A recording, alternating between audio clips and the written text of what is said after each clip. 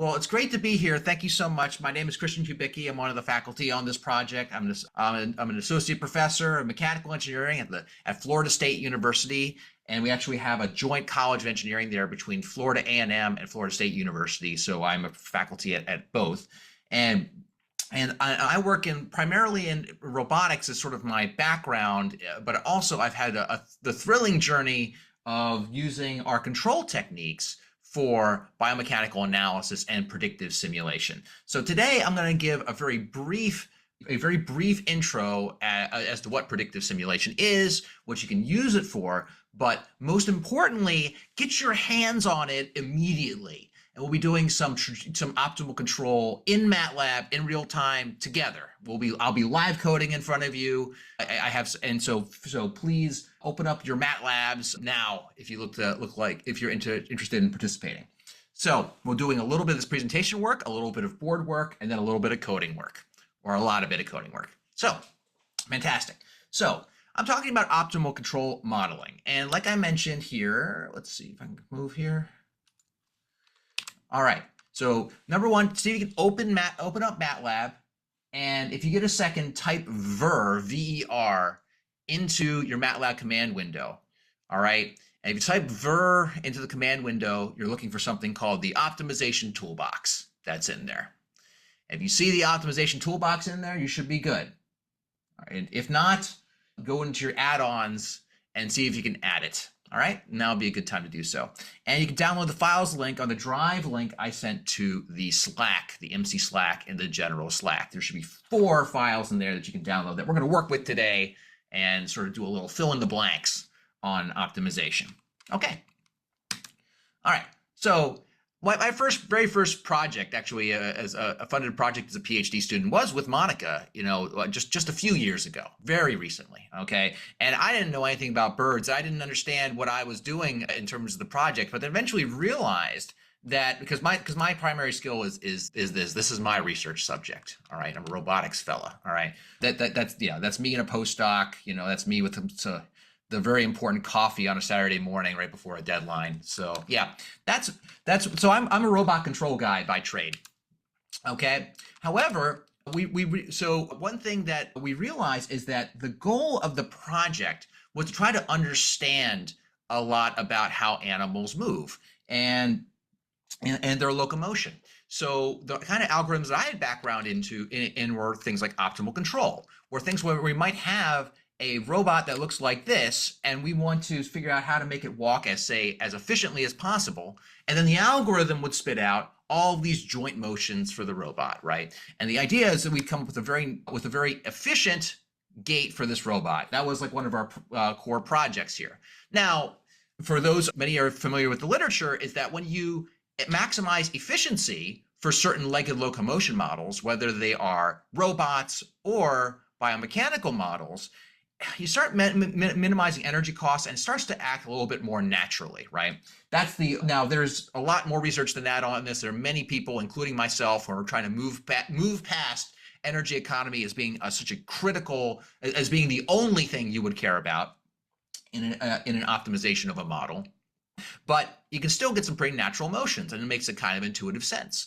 So the core idea here of central philosophy of using optimal control for both robots and biology is that if you have some kind of bio-inspired model or simulation, and then you have some kind of objective or preference that is animal-like, what should pop out using optimal control are features of animal locomotion. And how is that useful? Well, it's useful in that if you have a model, you can theoretically make predictions with it. You can make a prediction as to how an animal might move at a different speed. You might have a prediction as to how a human might move with a prosthetic device, which is a very active field of research. People like Friedel de Groot's group are big into that, using optimal control. And the idea is that optimal control in biomechanics is the act of predictive simulation. Okay, so in terms of general philosophy, all you need to do a predictive simulation is, number one, a computer simulation, a simulation model, okay? And that can be like this sort of open sim-like environment here. This is one of Friedel de Groot's papers here. It can be a full human exoskeleton with with musculoskeletal models. You can have all that, or you can have something much simpler, but some kind of simulation model. Then you have some model of its preferences. Okay, the preferences of this thing, and it's what we'll call the cost function and constraints when we're actually implementing this stuff. Okay, and you need some kind of solver here on the right, something that's going to take that simulation, take your preferences, and figure out what the best solution is. So then you can inspect whether or not the solution gives you any insight into the system that you're trying to analyze. It gives you any insight into the organism. I'll give a quick example for something with a much simpler model. So, so here's a guinea fowl, not a simple creature. However, it is often modeled with things like the spring-loaded inverted pendulum. So there is a spring, and there's an inverted pendulum. Voila. Okay, and we'll do things such as, add little actuators that are like muscles, add a little leg swing to this very simplified model. Okay, and then use that as our simulation. Then, if we make our cost function something like minimize the energy cost while running, is okay. We can spit it in, we can feed it into some optimization, some solver, and then pretty quickly can generate a trajectory that it would predict, which is a minimum work trajectory in this case, a minimum absolute work trajectory. And it can give us ground reaction forces, the kind of things that you can measure in biomechanics and actually quantitatively compared to. And here's the actuator power output, which would be analogous to the muscle power output. And that was a real-time optimization, meaning that you didn't have to wait hours to do it. You saw that little thing go, it can go pretty fast using the right techniques. And I want to introduce you today to the basic techniques that we will actually implement to make optimal control go, and for the purposes of this project, predictive simulation. Okay, and in order to do that, we're going to have a couple of basics we're going to have to go over. So any questions while I move over to my whiteboard view here so far? Okay, loving all the questions. I have views of all your beautiful faces and your chats. So pop it in any time. I'll keep an eye out for it while I stare directly into my ring light. What could happen? All right, awesome. So today we're going to talk the basics of optimal control. And in our line of work, the technique we're going to be using is something called trajectory optimization. My handwriting's perfect. Great. All right, trajectory optimization. And what that process I just did, where I generated a trajectory for this bird that optimizes things like work, I ran something called a trajectory optimization to do. All right. So, and there are two key components of any optimal controller. Okay. One, you have optimization, and the other is control. Seems pretty intuitive, right? Okay.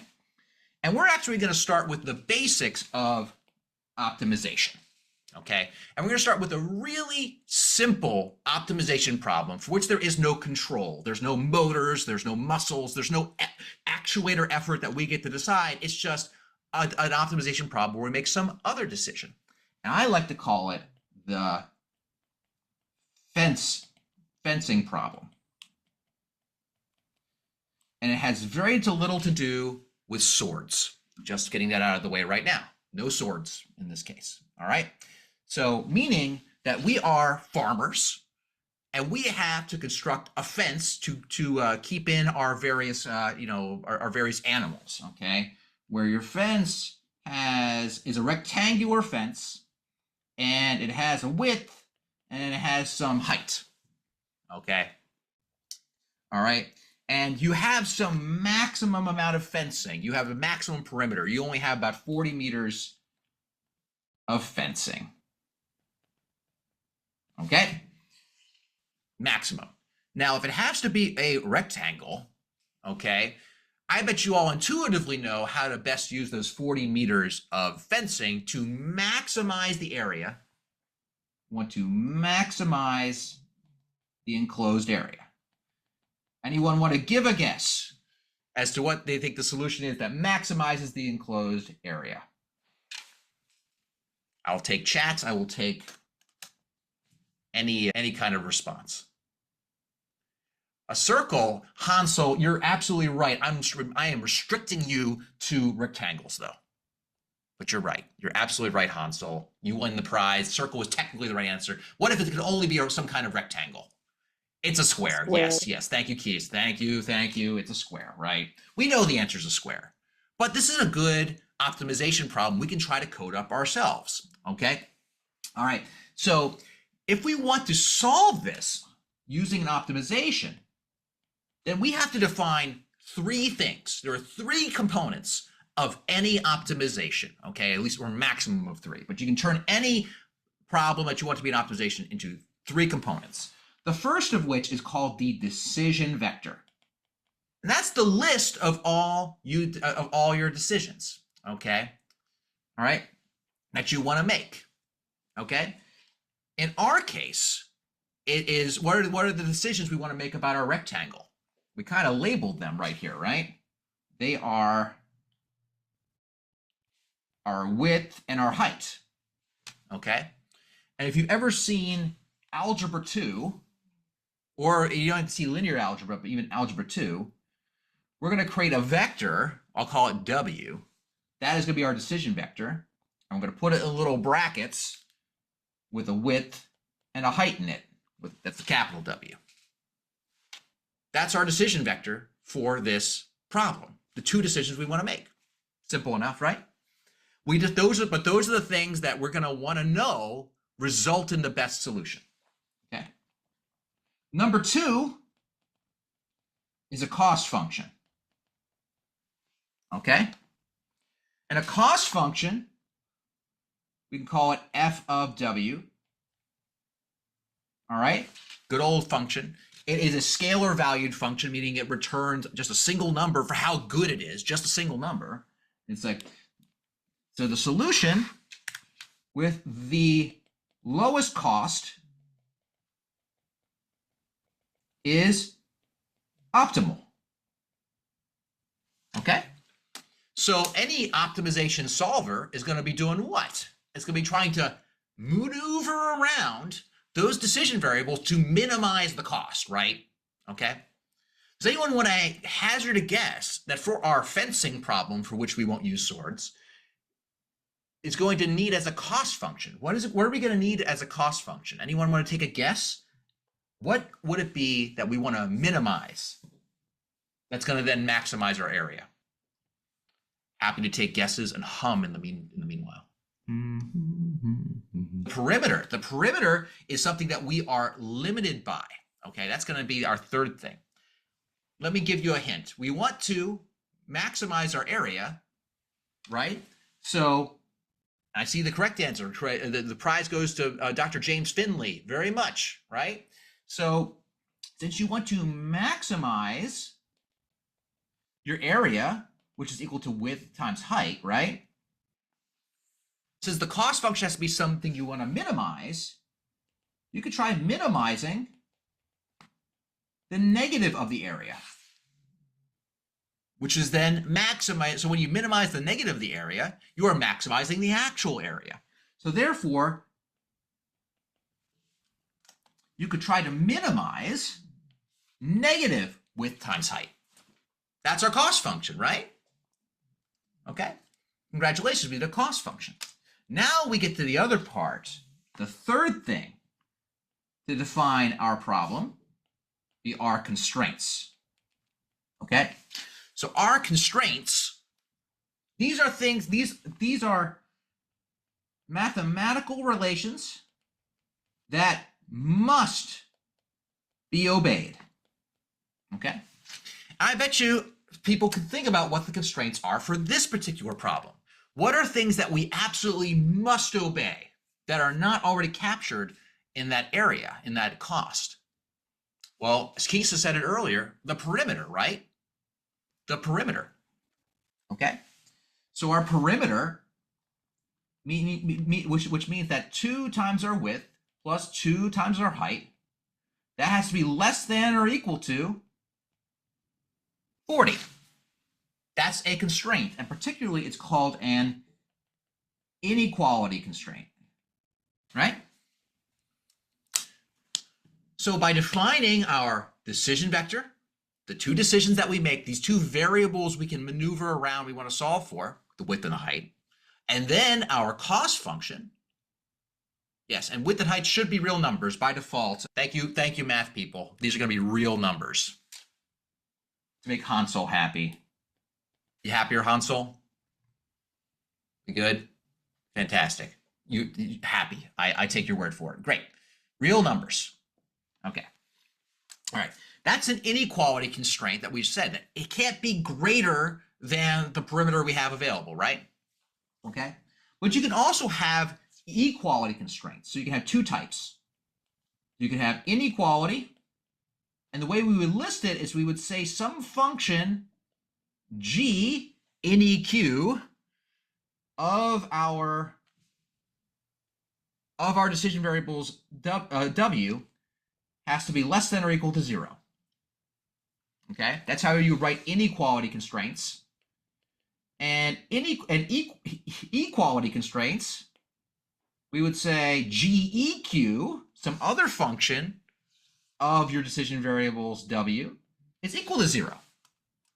Okay, so you can have either one or neither, or you can have many inequality constraints or many equality constraints, or any combination thereof, right? You can have many of them. In fact, what you would do is if you have many of them, you just put them all in a vector of all your constraints. So we have inequality constraints. If we hypothetically said we must use every inch of our fence, we can make that an equality constraint, right? Because it wouldn't be less than or equal to, it would be equal to. So one thing I want you to note is that both of these expressions here, I put on the right side that they are equal or less than or equal to 0. That's a good thing to remember for when we are setting up optimizations. We want to put all of our optimizations in this format, all of our constraints in this format, which thankfully, because I trust all of your math skills, since our 2w plus 2h is less than or equal to 40, you could then solve that so 2w plus 2h minus 40 is less than or equal to 0. And voila, you're in good shape, right? You're in good shape. We've just defined the fencing problem in terms of an optimization. Any questions so far? Pretty simple problem, I think, but I might have skipped over a step or two if I perhaps. All right. So what I'm going to do now is I'm going to open up MATLAB. Okay. And what we're going to do is we're going to open up, if you've already downloaded it, we're going to pull up a script called fence.m. That does not mean we are selling illegal goods. We are making a fence. Okay. Has anyone managed to download this script, or have I put it behind a paywall somehow? Any thumbs up? Any thumbs down? We've got thumbs up here. Fantastic. Thumbs up over there. Great. Yeah, I can see that in the pixels right now. Okay. So just open up in MATLAB fence.m, written by me and you et al. Okay. All right. And we're going to maximize the area of a fence by varying the rectangular lengths. Okay, that's what we're going to do. So I've written this all up with a little bit of fill in the blank with what we just learned. Okay, so looks like in a MATLAB script with her hand up. Someone with their hand up. Yes, by all means, whoever has their hand up, I would love to hear their thoughts.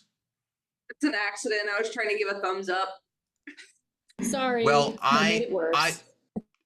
You did not, Monica. You did no such thing. I refuse to accept that. All right, we're good. I just want to take you through this, and hopefully you all can see it. I try to make the font extra big so it shows up through the pixelation of Zoom here.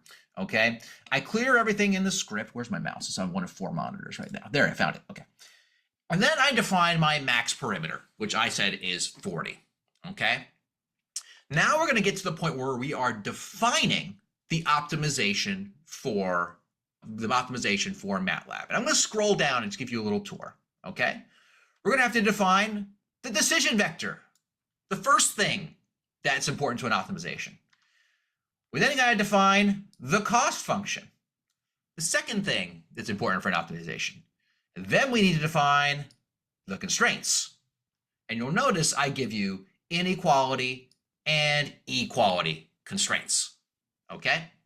All right. There's a little bit of buffer code I have in here, so it makes it nice and easy for you to use. And then what you do is you use this function here in MATLAB called fmincon. Some of you love it, probably more of you hate it, but I hope more of you will like it by the end of this lecture, okay?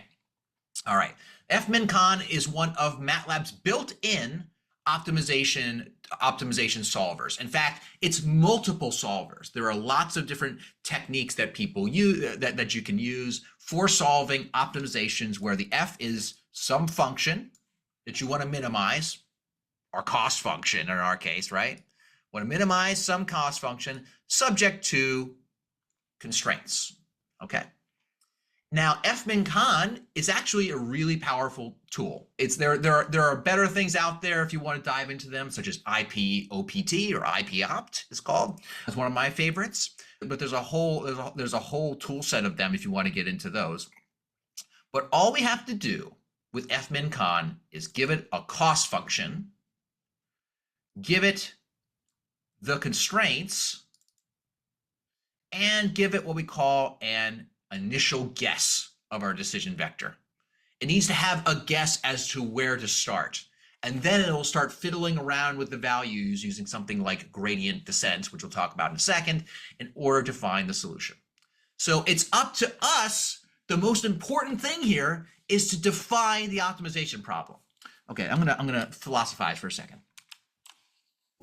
Look, good optimization, good optimal control is like playing Jeopardy. All right, it is really just about setting up the right question that some solver will then give you the answer to. If you set up the question right and in a way that the solver understands, you have a good chance of giving you a good answer. Okay, so you want to give it the right question, as is Jeopardy. Okay, and rarely are you actually making your own optimization solver yourself. There are phenomenal tools out there. fmincon bundles them, a lot of them together. Okay, so what we're going to do, given what we know, we're going to set up our decision variables, which are decision vector, our cost functions, and our constraints. Okay. All right. So let's go up to the top here, top of the code. I'm going to scroll down and get to define the decision vector. I'm going to read out loud to you everyone's favorite topic. Okay. The solver only needs to know the number of decision variables in the vector. That's all it needs to know. It doesn't need to know what you, in your head, you call them, right? It just needs to know how many there are, okay? And it learns that from your initial guess of the decision vector, okay? What's important is that we know what each entry in the decision vector means, okay? And just as a reminder, pull up the little picture-in-picture. For our problem, there's our decision vector, and there's the proper notation for Hansel's benefit. Okay, so our decision vector has two elements, right? That's what's important here. Okay, so we need to define a column vector. So define an initial guess W0, which is a column vector of real values with the correct number of decision variables. And for us, that is how many? Two, right? So so that means if we want to, in MATLAB, make a column vector, I'm going to just arbitrarily guess the number 1 as my initial guess for my width. Woo. And to make it a column vector, I want to go down a row, which means I do semicolon in MATLAB. And I'm also going to guess 1 as the height. All right. So this is my initial guess the optimizer is going to look at and then try to solve. Okay. What's going to happen is it's going to take that guess and it's going to find the gradient of the cost function. I'll tell you, let me demonstrate offline a little bit here, give you a sense. So who here has heard of gradient descent before in their lifetimes? Anybody? Gradient descent? Nope. Some people have it. This is fantastic. I feel like at least one person's going to learn one thing, which is always my goal. Okay? Something called gradient descent. It's an incredibly powerful optimization solver. Okay? People have probably heard of things like AI and things like that, all the machine learning nonsense that's coming out now. The only reason any of that works is because of gradient descent. Gradient descent is what they use to tune those things up to give the outputs that they want. It's basically an optimization algorithm, but it works kind of like this. Imagine we have some decision, we'll call it W. Okay? And this could be another analogy. And this is going to be how much pasta I want to eat tonight. Okay? All right? And then I'm going to have on this is my decision. How much pasta am I going to eat? Then up here, I'm going to have my cost function, f of w, which is how happy am I going to be because of this decision? Or more specifically, how unhappy I'm going to be, right? Because I'm going to want to minimize that cost. So minimizing unhappiness should maximize happiness, right? So let's say it looks like this, okay? There's going to be some sweet spot here. That's the optimal amount of pasta. Here, I'm hungry. I'm going to be still kind of hungry. This is perfect. This I overate, and oh, here I'm going to regret it tomorrow. Okay? So, if I wanted to find the optimal amount of pasta, actually, this is a really bad example because it ends up me eating a lot of pasta. But anyway, so let's say I have an initial guess as to how much pasta I would like to eat, that would be a good amount to eat. I'll guess it's right here. I'll call that my first guess, guess W sub 0, okay? I could then try eating that amount of pasta one night and says, I was about, this unhappy. Then the next night I could say, hey, is it a good idea for me to want to eat more or eat less? Well, what I could do is try eating just a little bit more the next night. I'm eating a lot of pasta in this analogy. You see how this analogy could be slightly flawed. Anyway, so some W0 plus some delta W, some tiny extra little bit of pasta on top of what I would eat. I would ask myself, how much happier was I or less unhappy was I by eating just a little bit more pasta? And I eat that pasta and I feel this much unhappy. Okay? So very, very locally here, this here gives us a slope. Good old rise over run from algebra 2 or algebra whatever. Okay? Otherwise known as a gradient. Okay? And the way that gradient descent works is it says, hey, the next amount of pasta I'm going to eat, or W k plus 1, where k is my iteration, is going to be equal to my previous amount of pasta that I ate, minus some constant we're going to call the step size, times the gradient. All right, and the gradient, of course, is like a derivative if you're taking Calc 3, all right? The slope of a line you can find by the derivative, right? So we'd actually just say it's the partial of f of w evaluated at wk partial w. This is a gradient descent step, okay? So this solver we're going to use, like many solvers, starts with an initial guess. It says, hey, the gradient goes down this way. I'm going to step, therefore, in this direction for my next guess, right here. And then now I am happier or less unhappy. Now I'm going to calculate the gradient again by eating a little bit more pasta and see what the gradient is. And the gradient now looks like this. It's shallower. So not as steep, the gradient is less. Therefore, when I step to the right again in the direction in the direction of the descending gradient, I don't step as far. I get to about here, right? And you can see how I'm converging closer and closer and closer to my optimal value. Does that make sense? That's what gradient descent does. So inside of the computer is going to be, it's taking your initial guess, computing a gradient, and stepping and stepping and stepping and stepping, okay? Now you'll notice in this optimization, there were no constraints. I gave you a very, very simple example, but there are versions of this algorithm that work with constraints, and you end up taking the gradient of those constraints as well. But that's all happening under the hood.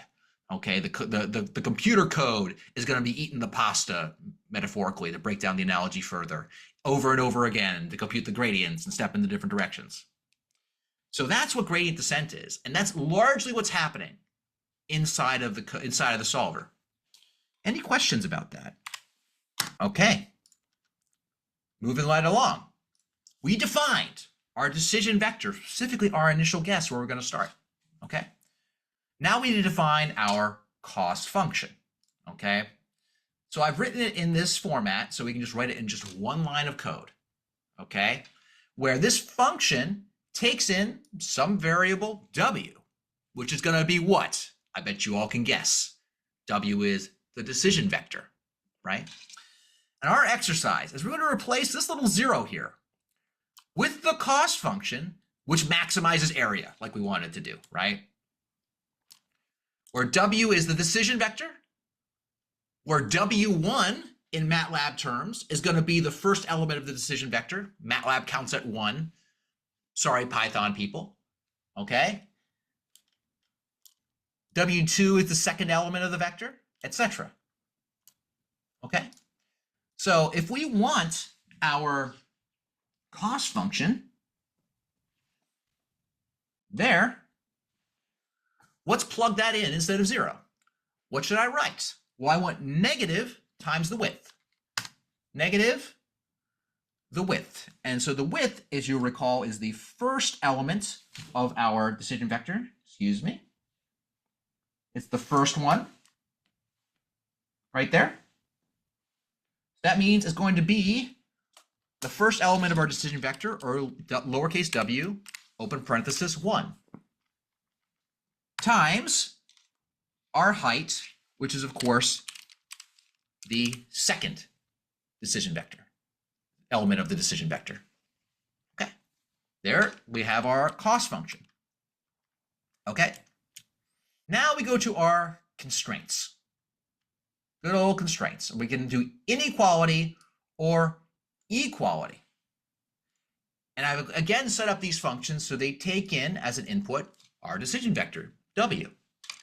And then we have to fill in here in this open closed bracket what our constraints are going to be. Exercise, where necessary, replace the open closed brackets and the inequality and inequality constraints to enforce the limits on perimeter and side length, okay, or just perimeter, okay? Separate multiple constraints with semicolons in case you have them, so they are a column vector, right? Okay. So do we have any inequality constraints in our problem? We do. We had this 2w plus 2h is less than or equal to 40, right? And we had to then turn it into this format where it's less than or equal to 0 right here. Okay? So this is our inequality constraint. So let's put that inside of the brackets here for the inequality constraint. So it's going to be 2 times our width, which is W1, plus 2 times our height, which is W, open parenthesis, 2, minus 40. Now, we could just type 40, or we could just be smart programmers and remember that we called a variable perimeter up top. I think it was called, was it max perimeter, which we defined to be 40. And there we did it. We did it. Okay? Do we have any equality constraints in this problem? Yes or no? I'm looking for thumbs. or head shakes? No. I see you, Tara. I see you shaking your head. Thank you. Good on you. Okay? All right. There are no equality constraints. So we're just going to leave it like this, just an open, closed thing. Done. We leave it as is. All right? Now I've set up the rest of this, so we just give you some options where it displays the iterations for the gradient descent. Okay, and we're going to run fmin_con, where fmin_con takes in the cost function, your initial guess of your decision vector. All these things are things we're not using, so I put these handily in here. These are linear constraints. We can see, we'll have to check out my YouTube series if you want to learn about those. Anyway, so, and your constraint function and any options for the optimizer. You can look up the options online. There's all kinds of options you can follow, right?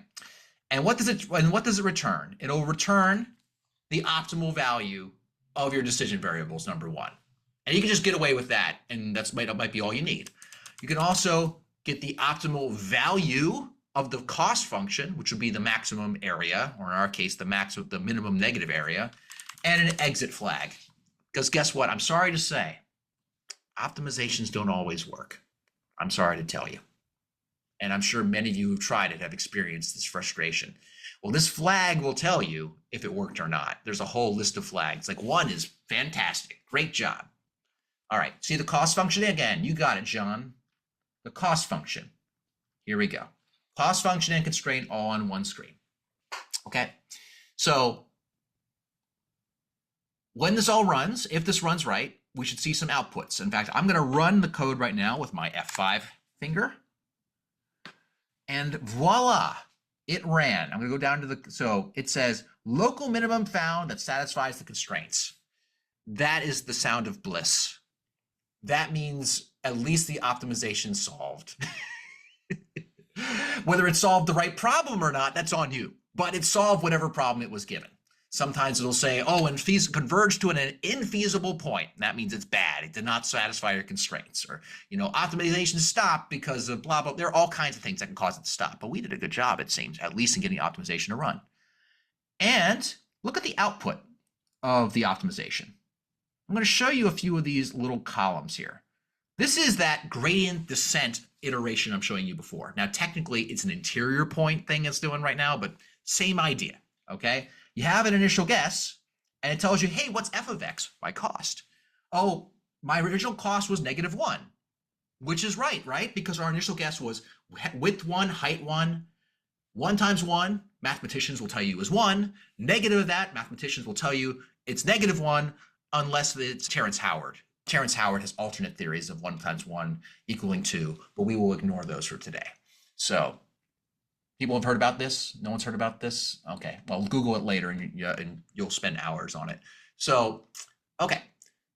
And then it takes a step and it makes the cost lower, -3, -10, or like close to like -9.9, -9.999, -9 blah, blah, blah, blah, until eventually it gets to sorry, I guess this is 99, sorry, 99. All that way down to -100, okay?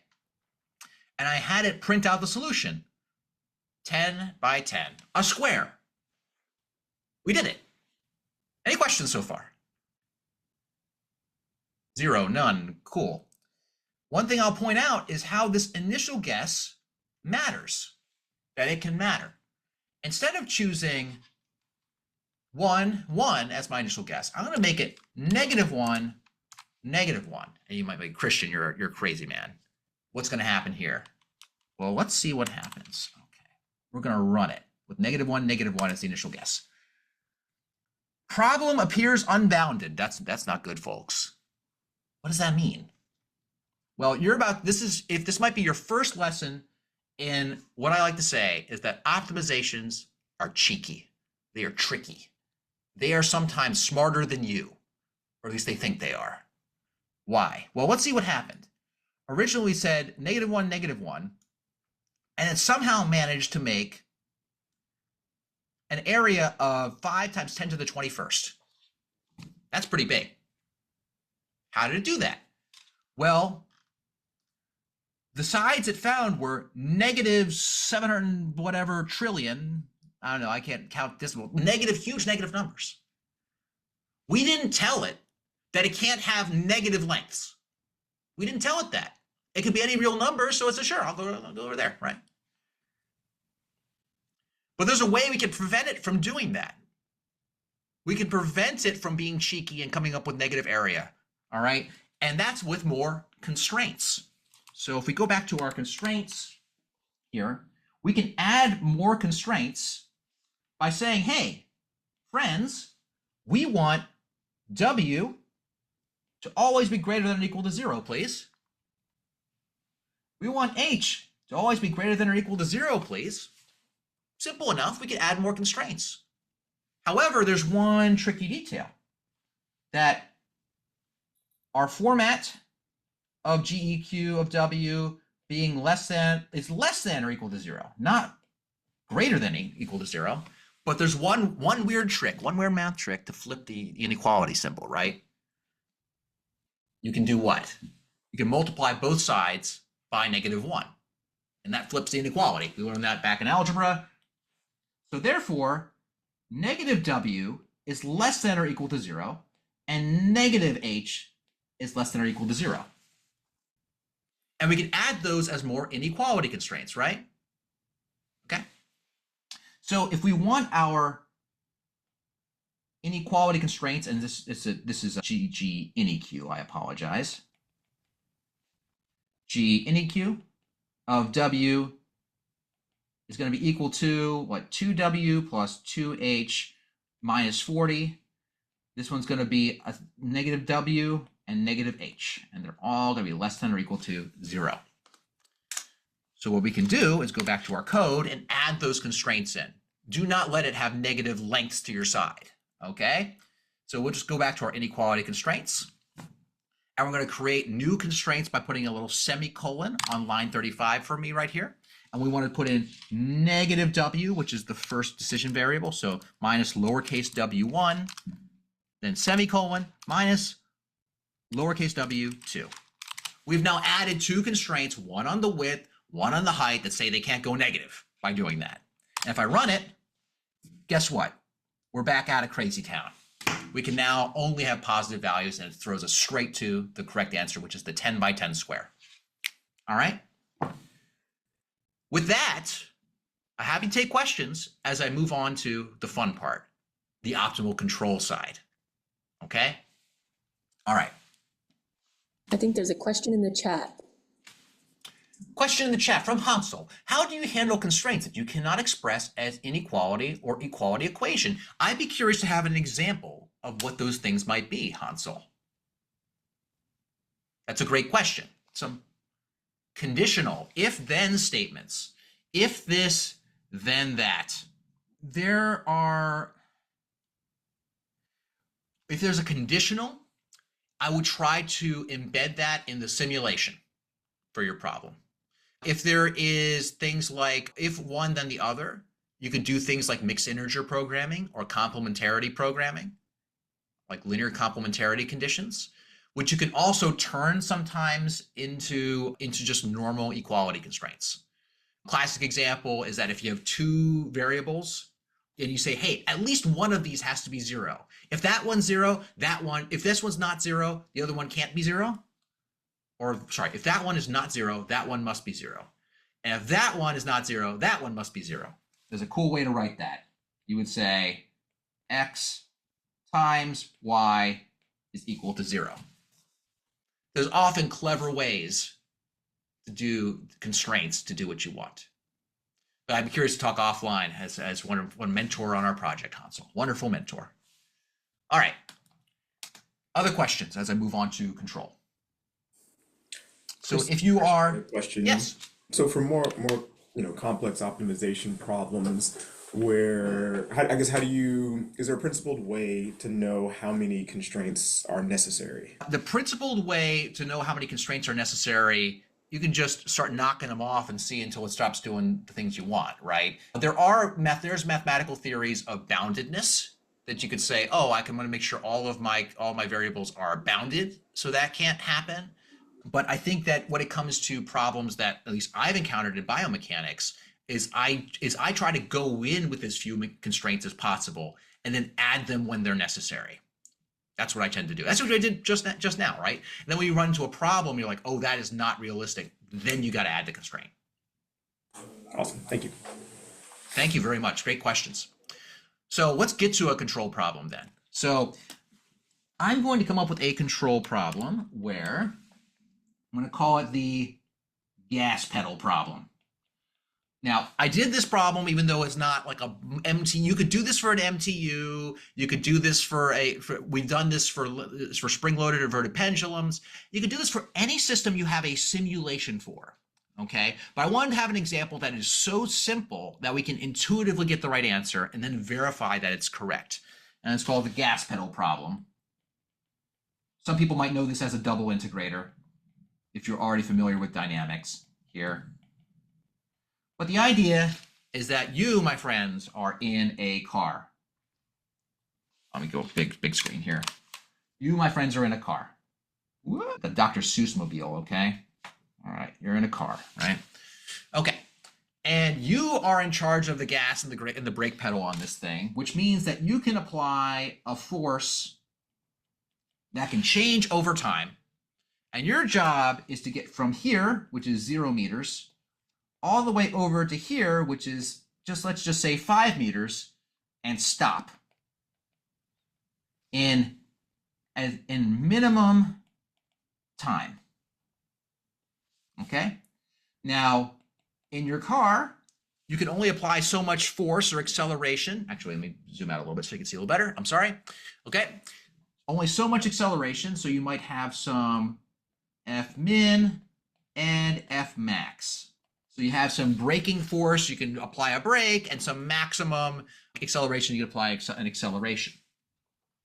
So the optimal control problem would be one of saying, hey, over time, how much force should I apply? If you could draw, sorry, I apologize, scroll a little bit. If you could draw, we have some limit here, some limit here. If you could draw some function that gets you from there to there and comes to a stop, anyone would have a guess? Anyone would describe what kind of shape you might get? A sign, not a bad idea. It's not a bad idea. I bet I can do a little better if you want to get there as fast as possible. Hey, what do you do if you're at if you're at a stoplight? You would never do this, of course. But if it's about to come, if it's about to turn red, yeah, you square wave it. You jam on the gas. And then if you have to stop, you jam on the brake, right? You go bang. And then at the right time, you go bang. Off. Gets there as fast as possible, right? Jam on the gas, jam on the brake. Does anyone know the name of this solution? I'll give you a hint. I just said it. It's called bang, bang. How creative. We're very clever in optimal control. What can I say? It's a bang, bang solution. Bang on, bang off. All right? So we know the answer to this problem. Now let's have an optimization tell us the answer. Well, how's it going to do that? Well, oh, yeah, bang, bang. Yeah, Kisa. Yeah, wait, everyone said bang, bang in the chat. Kudos to you, Tara and Kisa. All right. All right. So we're going to code this up, though. So I want everyone, if you could, open up simcar.m from the code that I gave you. All right. And you, my friends, can play the optimizer, right? So let's go show you the code here. All right. Here's not simcar.m. Go to try-simcar.m. Okay. Try-simcar.m. And you can just run that, and hopefully what will pop up for you is a plot with a little animation that's kind of trickling across your screen. This is what this does is it lets you define the force over time here, and then it just plays it out and shows you what happens. Okay? Anyone get that to run? Anyone getting that to run? Thing, thumbs up, thumbs down. Try SimCar. Yes, Catherine's got it going. Great. A little thing pops up like that. All right. Cool. Now, what Try SimCar does is it lets you define these force points, okay, and the final time. All right. So back in the code down here, what you're seeing here is, sorry, on the iPad, is you would have your final time, T final, down there where this is time, and this is force over time. And all of those points in that vector, this would be like, are evenly spaced points. So 1, 1, 1, -1, -1, -1. They're evenly spaced. So that would be 1, and this would be -1. I'll make it bigger so you can see it a little easier. And then the 4, and so we're defining what we would call a spline, where it will connect up all of these things and say, oh, that's the force. So I defined, by looking at my code here, 1, 1, 1, bang on, -1, -1, -1, bang off. Okay? So the simulation, I've created this simulation code called SimCar. And if you give it the force points in that vector, the column vector, and you give it the final time it's going to be done, and whether or not you want to plot or not, and 1 for yes, 0 for no, okay? It'll do all that plotting for you, okay? So you, my friends, you could try to be the optimizer, okay, and try to get it to come to a stop at our desired position, which is 5 meters. Because right now it's going to stop at like 2 meters or something like that. In the center of the car is what we're looking at here. Actually, if you do me one favor, if you go into the code and eliminate this semicolon on line 15 and run it, that'll be helpful because it'll tell you at the end of, it'll actually spit out at the end the position and velocity at the end of the run here. So I got to 2.2 and it came to rest. So if you wanted to, you could be the gradient descent. You could try to play around with all these numbers. It's like, oh, I want to do 1, 1, 2, -2, -1, -2, -1, see what happens. And you can see it messes around with my force points. You can see them there. And it changes the trajectory over time of the vehicle, etc. Right? And it tells you you got a little further, right? But we're going to have the optimizer jiggling around those points. Here, what are the decisions that we can make? We can make the decision for the force points and how long we're going to simulate for. Those are our decisions, right? Okay. So we're going to turn this into an optimization problem. Okay. So particularly, we are optimizing, my friends, a trajectory. So trajectory optimization. And if we're going to define an optimization, what are the 3 things we have to define, friends? Number 1, the decision vector. Number 2, the cost. And number 3, any constraints. Okay? And this one will be a little bit more complicated. For one, we have a simulation involved. Okay? Thankfully, I've already written the simulation for you. You can take a look at the code. It's fairly simple, but if you haven't seen it before, it might be a little bit slightly intimidating, but maybe not at all. Who knows? Okay. But what are the decisions, costs, and constraints? Well, we just talked about our decisions that we want to make. It's going to be a vector where we're going to have all of these different force points, right? There, there, there, there, there, there. let's call them F1, F2, F3, F4, F5, all the way up to Fn. We can, you know what, we can have more than 6. Life is short, have more than 6 forces, okay? As I always say, all right? So we can have our decisions F1, F2, all the way up to Fn. And of course, the last decision we had to make, if you'll recall, was the final time. We want to tell it how long to simulate for, okay? So we'll call that TF. That's our decision vector, full of decision variables, okay? Now our cost function. What is it we want to minimize in this problem? Anyone want to take a guess? Time, thank you. Thank you, Kisa. Saved us a couple seconds here. We're minimizing time. The final time, right? So our cost function is really simple. F of W is equal to T final. That's easy. What about our constraints?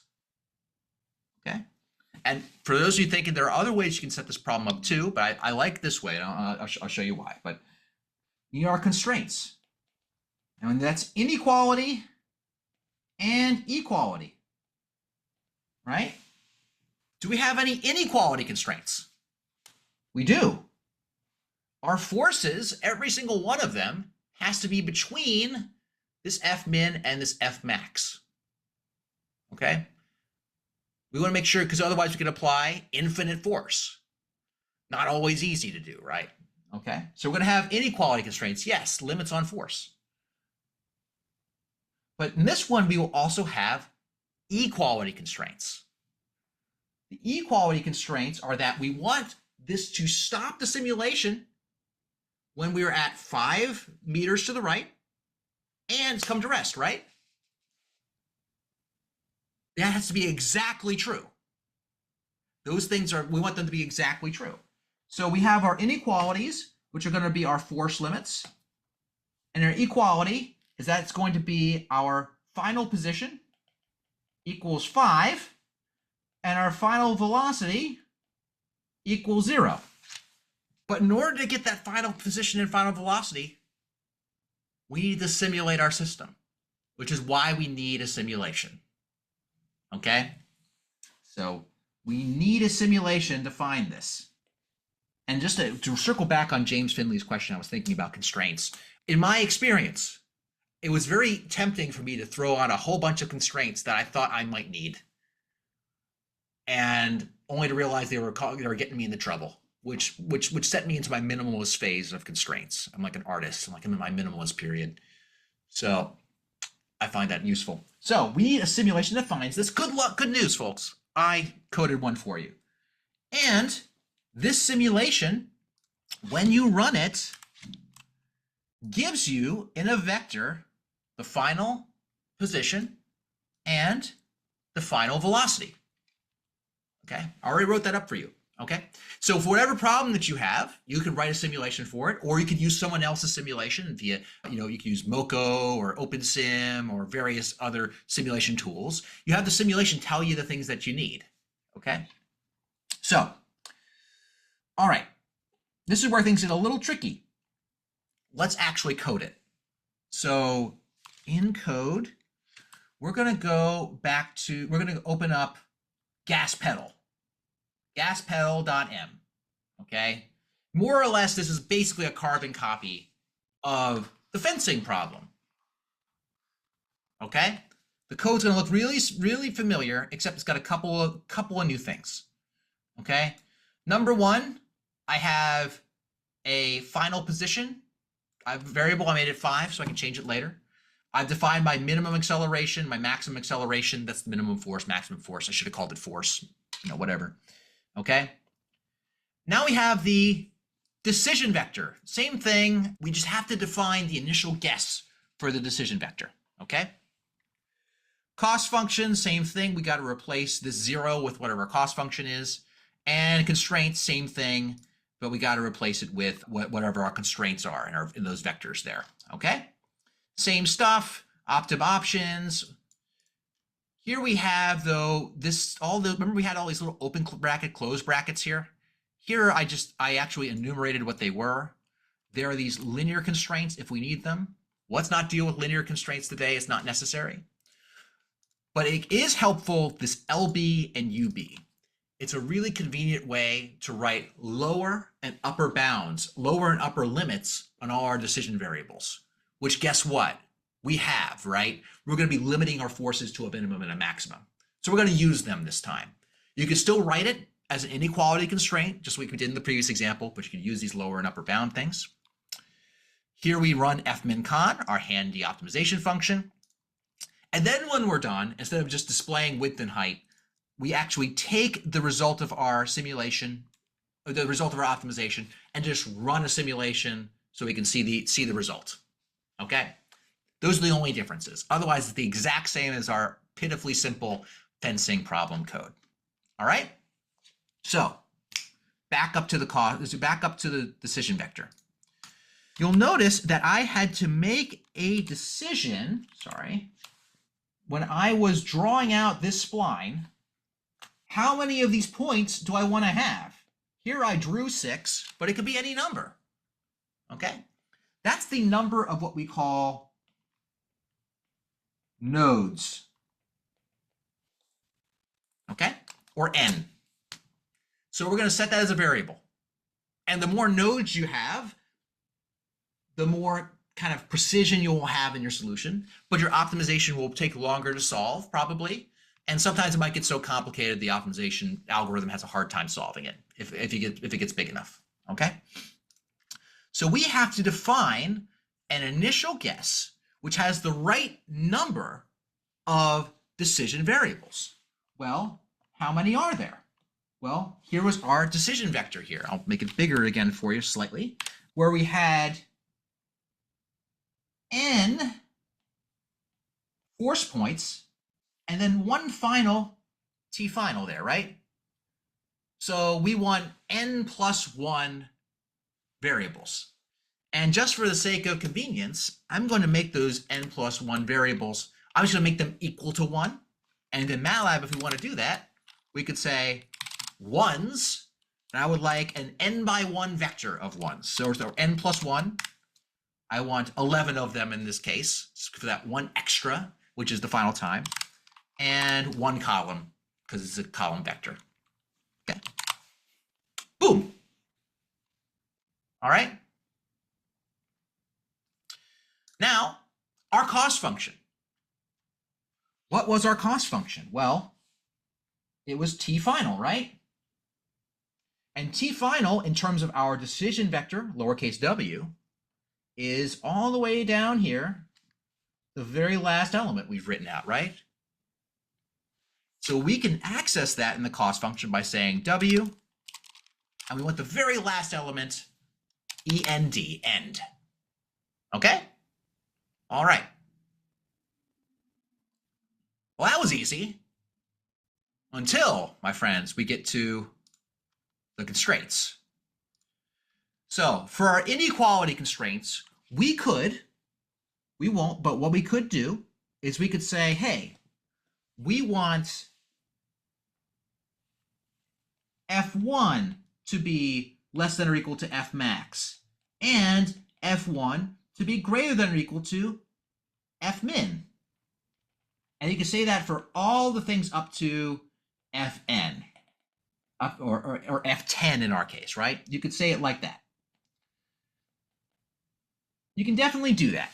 It can be a little tedious, but if you wanted to do that, you would do the same trick we did before, where this is already an inequality constraint, a less than or equal to, and we would say that, hey, F1 minus, I'll make this bigger here, F1 minus F max is less than or equal to 0.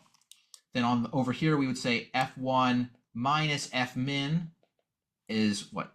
Greater than or equal to 0.